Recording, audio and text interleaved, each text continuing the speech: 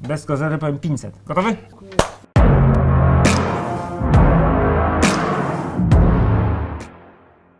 Dzień dobry moi drodzy, witamy się jak zwykle w radosnych nastrojach, jak zwykle z Toyoty na Konstruktorskiej w Warszawie. Witam się z Wami, Maciej Kinim i Robert Mularczyk. Czyli kolejna sesja pytań i odpowiedzi Q&A'ów toyotowych przed nami. Zaczynamy od pytania, o proszę bardzo, wpada nam tu takie pytanie. Nowe multimedia zostały zamontowane do małych samochodów, do obu Yarisów, Yaris i Yaris Cross. Kiedy Toyota planuje wprowadzenie ich do większych aut, w tym do RAV4? To ja może zacznę.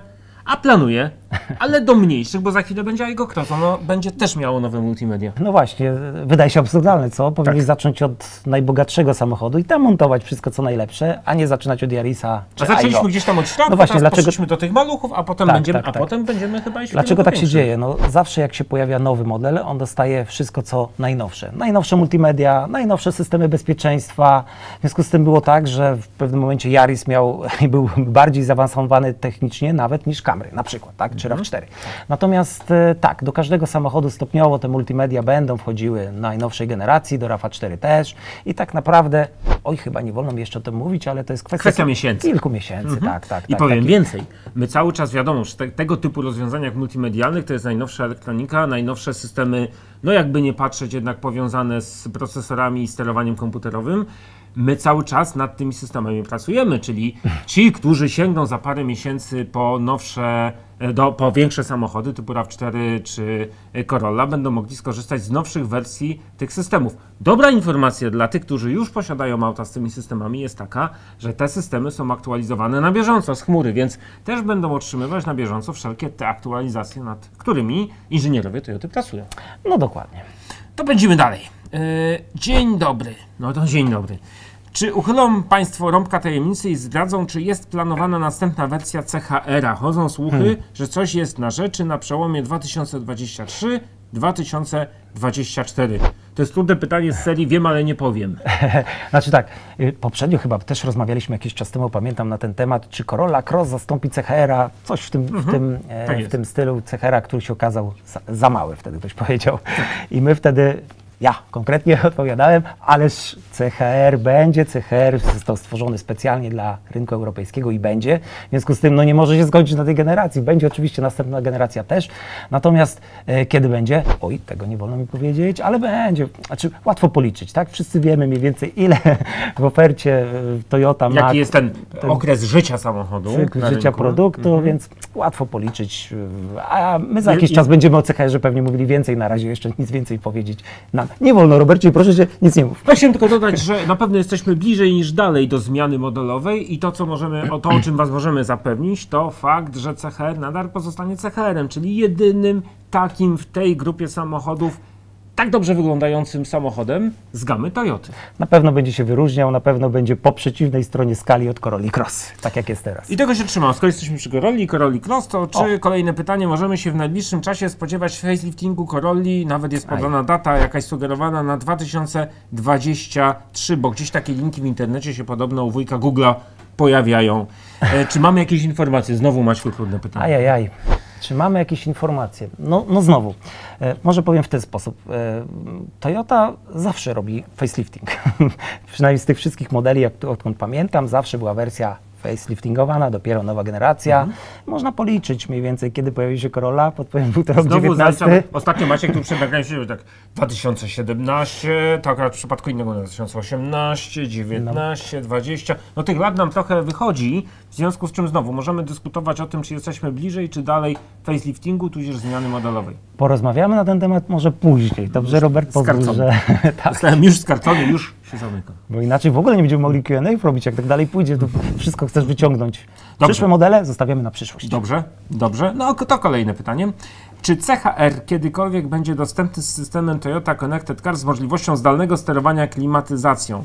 Czy na wyposażeniu znajdzie się kamera 360 stopni? Zacznijmy od generaliów, czyli czy będzie miał taki system? Tak. A to swoją drogą bardzo fajna funkcja, sterowanie klimatyzacją zdalną. No oczywiście, że będzie. Skoro jest fajna, to musi być w tak fajnym samochodzie jak CHR. Pojawi się system nowy, pojawi się także i funkcjonalność. Dokładnie tak. Pojawi się w każdym samochodzie Toyoty, za chwilę to będzie montowane. Czy dla Yarisa Cross jest przewidziane wprowadzenie mocniejszego napędu hybrydowego? To takie pytanie, które do nas czasem powraca, prawda? A dokładnie. Znaczy tak, Yaris Cross współdzieli nie tylko platformę, napędy przede wszystkim z Yarisem, hatchbackiem. Tak. W związku z tym nie będzie miał nigdy większej gamy, szerszej gamy silnikowej. Nie jest planowany większy napęd, tak? Jeżeli ktoś szuka mocniejszego napędu, większego napędu, no to wtedy wybieramy większe auto, jakim jest CHR i znowu tam mamy gamę silnikową nieco inną. Dla Yarisa i Yarisa Crossa, tam jeżeli chodzi o hybrydę, jest 1.5 hybrid. Zresztą to bardzo fajny napęd, dosyć mocny do takiego auta. Nie wiem czemu... No, ale zawsze wiadomo, że dobrze jest mieć więcej. W każdym razie tutaj nie będzie niestety. Ja też jestem zwolennikiem V8, nawet w tak małych samochodach, jeśli tylko da się wcisnąć. A propos wciskania, jak ktoś sobie życzy, może dokonać takiego na własną rękę słapa. Polecamy inżyniera Dziełaka i jego warsztat. On na pewno podpowie, jak to zrobić, żeby przeżyć. V8 do Yarisa? Oj, chyba może nawet kolanem. nie uda. To kolejne pytanie.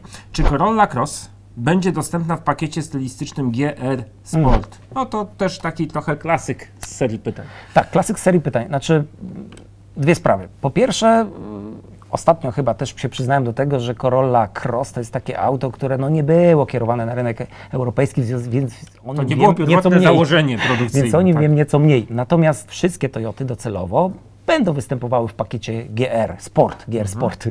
Tak, ten pakiet stylistyczny. W związku z tym prędzej czy później na pewno Corolla Cross też. Natomiast kiedy to będzie, nie wiem. Znowu, zapraszamy do naszych salonów. A propos jeszcze pytań związanych z naszymi autami, to tu mam jeszcze jedno takie wyszukane. Pytanie jest podstawowe i dotyczy BZ4X, czyli naszego elektrycznego samochodu na baterię, którego premiera niebawem, bo w czerwcu. Dlaczego tak drogo? We wnętrzu taniocha i masakryczny wygląd oraz słaby zasięg. No odważne tezy, zwłaszcza jak na moment, kiedy jeszcze tych samochodów nie mieliśmy w ręku, nie było ich jeszcze w salonach. Widzę, że mamy do czynienia z potencjalnym klientem, który jednak trochę się waha. Natomiast proszę Państwa, może tak odpowiem z doświadczenia swojego, bo z wieloma samochodami prototypowymi dużo wcześniej mam do czynienia zawsze.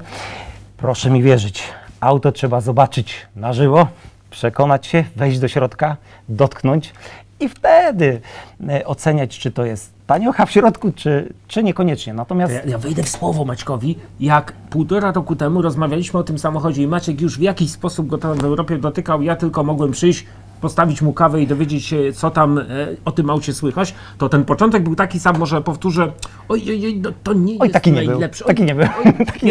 W tej chwili, Maciek, taki nie był. Mam wrażenie, z miesiąca na miesiąc coraz bardziej, im częściej się gdzieś widzi z prototypami, czy tuż przed produkcyjnymi autami tego modelu, sztukami, tym większą miłością czy zaufaniem do tego modelu pała. I pewnie tak samo będzie z samochodami, które pojawią się w salonach. Trzeba przyjść, dotknąć, wsiąść, wysiąść. Dokładnie tak. Natomiast tutaj warto powiedzieć o jednej rzeczy. No, zacznijmy od tego wnętrza, jakości materiałów. Myślę, że kiedy wejdzie pan, pani, nie wiem kto pytał o to, do wnętrza auta i porówna z innymi samochodami elektrycznymi, tej klasy, to myślę, że będzie raczej zaskoczenie in plus.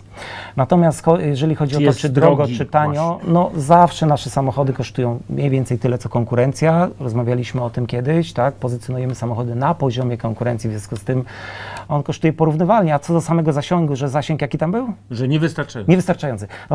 Co to jest wystarczający słaby. zasięg? Tu jest napisane słaby. A słaby. No to zdecydowanie niewystarczający jak słaby. Natomiast w tym samochodzie zasięg jest w zależności od wersji między 420 a 520 km, więc myślę, że to jest tak średnio na tyle rynku. Tyle te samochody zasięgu mają. W związku z tym, czy to jest słabo, czy dużo, kwestia gustu, oceny już klienta. Natomiast samochody elektryczne mniej więcej taki zasięg mają. No, trzeba pamiętać jeszcze, że to jest przecież duże auto. To jest samochód lokowany wielkościowo między RAV4 a największym Highlanderem, największym naszym SUV-em w gamie. W związku z czym duże auto swoje musi kosztować, ale ten sam zasięg, o którym Maciek wspomniał, pokazuje, że tam rzeczywiście ta elektrownia i zestaw baterii porządnych na pokładzie jest. No tak, tam jest 71 kWh bateria, więc dosyć duża i zasięg odpowiedni. Ważne jest to, że myślę, że nie spada tak bardzo w zimę. Dlaczego? O tym Państwo się przekonają za chwilę, testując auto, bo to najważniejsze. Tak, i w lato też, to też istotne, że mimo baterie, też skrajnie niedobrych warunków tak do pracy systemu elektrycznego bateryjnego, to też podobno ten samochód daje radę. Maciek wie bardziej. konkretnie, ja wiem podobno, ale za chwilę się wszyscy przekonamy, bo jak mówiłem, w czerwcu auto będzie, wtedy pojeździmy dokładnie, wszyscy Państwo będziemy mieli. No Maćku, ty też zdać tajemnicę, czy w każdym salonie Toyoty będziemy mieli BZ-a? Tak. O, zdecydowanie tak. Chcemy, żeby w każdym salonie dostępne było auto testowe. A że salonów w Polsce Toyoty dużo, to zapraszamy do najbliższego, żeby tego auta posmakować, dotknąć, wsiąść, wysiąść, przejechać się, nawet jakiś fragment niewielki jako jazda próbna i potem sobie podyskutujemy, czy wygodny, czy niewygodny, czy słaby, czy nie słaby, czy z dobrym zasięgiem, czy ze złym, czy z dobrą dynamiką, czy ze złą. Myślę, że my też będziemy trochę mądrzejsi za parę tygodni względem tego samochodu. Dokładnie, jazda prototypami, powiem Ci, Robert, to zawsze jest inne doświadczenie niż finalnym produktem takim produkcyjnym. W związku z tym ja też czekam na to auto produkcyjne, kiedy będę mógł go potestować więcej. Pożyjemy, zobaczymy. Tymczasem dziękujemy Wam za uwagę. Zapraszamy na kolejne Q&A z Maćkiem i z Robertem. A w międzyczasie, jak będziecie chcieli wiedzieć więcej o Toyocie, to oczywiście zapraszamy na toyotanews.pl, zapraszamy na nasz kanał YouTube'owy powiązany z Toyotą News, zapraszamy na nasze media społecznościowe i zachęcamy do pytań. O tak, zdecydowanie, na każde będziemy starali się odpowiedzieć. Pozdrawiamy. Do zobaczenia, do usłyszenia.